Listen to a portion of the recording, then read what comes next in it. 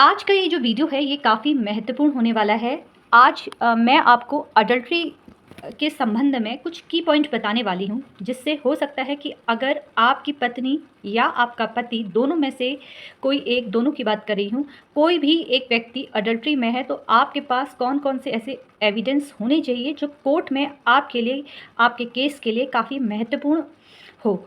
देखिए जब भी हम तलाक का केस कोर्ट में रखते हैं, कोई याचिका जब कोर्ट में प्रस्तुत की जाती है तलाक से संबंधित, तो उसके लिए एक ग्राउंड ज़रूरी होता है। ग्राउंड का मतलब है कोई एक आधार, चाहे वो अडल्ट्री का आधार है, चाहे मानसिक क्रूरता का आधार है। अगर मान लीजिए कि पति या पत्नी में से कोई एक व्यक्ति दूसरे व्यक्ति से अडल्ट्री के बेस पर तलाक चाहता है, तो जो अडल्ट्री कोर्ट में साबित करना थोड़ा-सा मुश्किल होता है पर नामुमकिन नहीं होता है।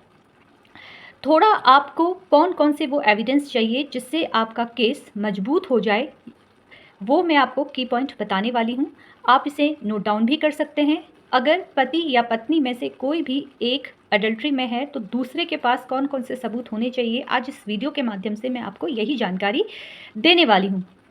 देखिए, आप सीधे अगर मैं किसी क्लाइंट से बात करूं तो वो मुझे सीधे बोलता है कि देखिए मैडम, मेरी पत्नी या मेरा पति जो है अडल्ट्री में है। काफ़ी मेरे पास ऐसे मैसेजेस भी आते हैं, तो मैं उनसे पूछती हूँ कि आपके पास क्या एविडेंस है कि आप ये बोलें मुझसे कि मेरी पत्नी या मेरा पति जो है वो अडल्ट्री में है। तो वो सीधे से उनके पास एक नॉर्मल सा आंसर होता है कि मेरी पत्नी की या मेरे पति की फ़ोटो मेरे पास है। उनके फ़ोन पर फ़ोटो थी और वो फ़ोटो है, तो इससे ये साबित है कि इन दोनों के बीच में कोई रिश्ता है। तो देखिए, अगर किसी भी व्यक्ति की, चाहे वो पत्नी है, चाहे वो पति है, नॉर्मल अगर वो किसी व्यक्ति के साथ फ़ोटो खिंचाता है, मान लीजिए कि अगर मेरी फ़ोटो किसी मेल पर्सन के साथ है, तो क्या इससे अडल्ट्री हम मान सकते हैं? किसी भी व्यक्ति के साथ साधारण फ़ोटो अगर किसी की है, तो इससे एडल्ट्री साबित नहीं होती है। आप कहीं पर बैठे हैं, मान लीजिए आप पार्क में बैठे हैं, 2 लोग हैं, पति या पत्नी, दोनों में से मैं बात कर रही हूँ।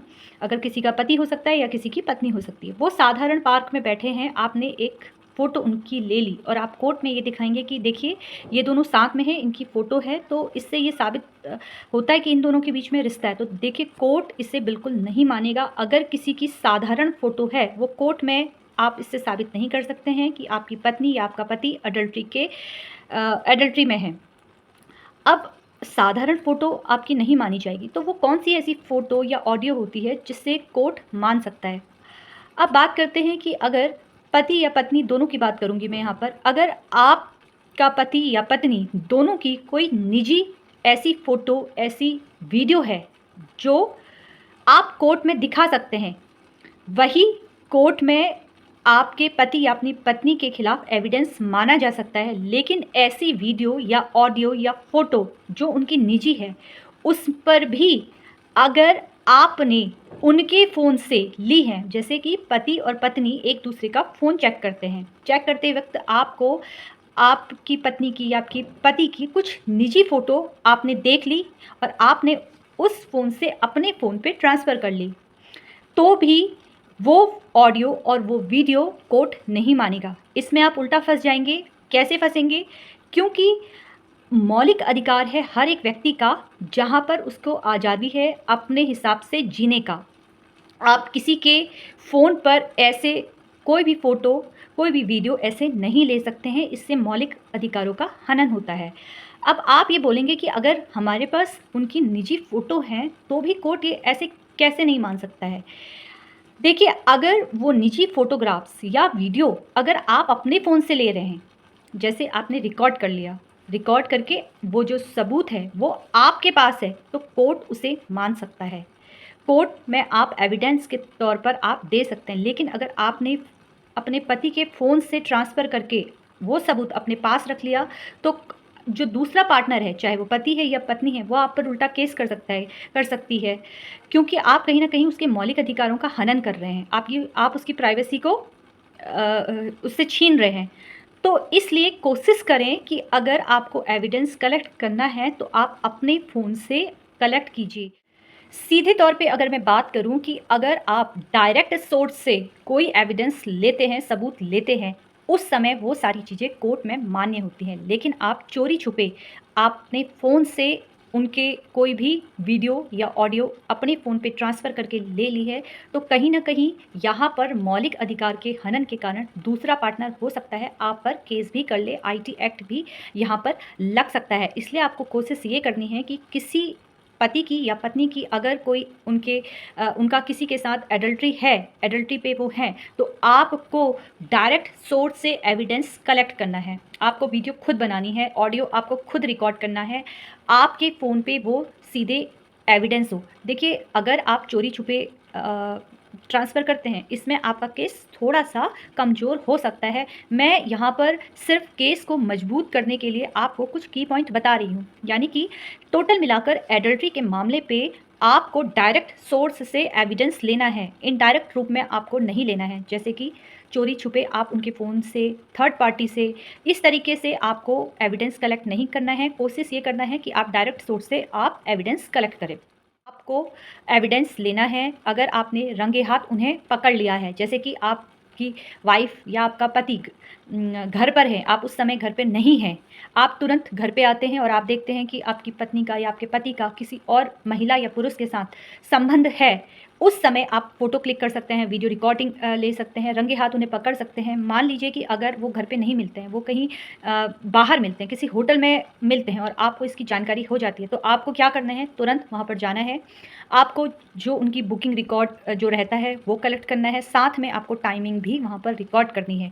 ये आपको खुद करना है। ये सारी चीज़ों की जानकारी आप जब भी आपका अगर एडल्टरी का केस चलता है, तो एविडेंस के तौर पर आप दे सकते हैं। होटल में जितनी भी बार आपकी पति या आपकी पत्नी आते हैं, वो सारी एविडेंस के तौर पर आप कलेक्ट कर सकते हैं। देखिए, एडल्टरी का जो मामला होता है, इसमें सबूतों का थोड़ा-सा बहुत महत्वपूर्ण रोल होता है। एविडेंस आपको वही कलेक्ट करने हैं जो आपके पास आपने रंगे हाथ महिला को पकड़ा है, पुरुष को पकड़ा है या आपने अपने फ़ोन से रिकॉर्ड किया हुआ है, तो ये एक स्ट्रॉन्ग एविडेंस के तौर पर माने जाते हैं। लेकिन अगर आपने किसी थर्ड पार्टी से फ़ोन या फ़ोटोज़ ली हैं, वीडियो ली हैं, तो ये सारे थोड़े से स्ट्रॉन्ग एविडेंस के तौर पर इसे नहीं माना जाता है। अगर होटल या घर में महिला या पुरुष दोनों में से कोई मिलते हैं, तो आप इसकी रिकॉर्डिंग अपने फ़ोन से कर सकते हैं।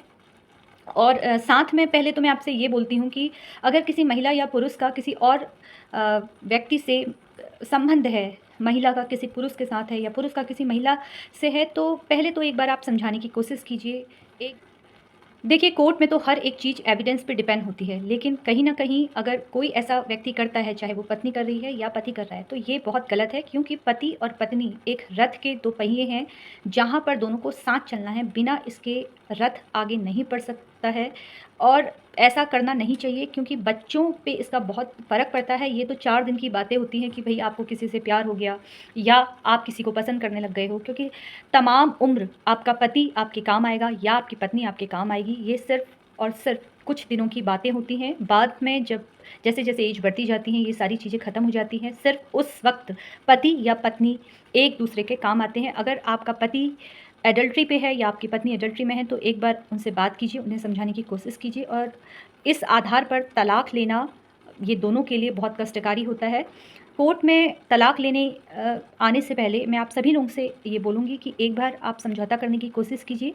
समझौता अगर हो जाता है तो ये आप दोनों के लिए अच्छा है और साथ में आपसे जुड़े जो रिश्ते हैं, आपके पेरेंट्स हैं, आपके बच्चे हैं, उनके लिए तो ये अच्छा ही है। ऐसी छोटी-छोटी जानकारियों के लिए आप लोग मुझसे जुड़ते रहिए। धन्यवाद।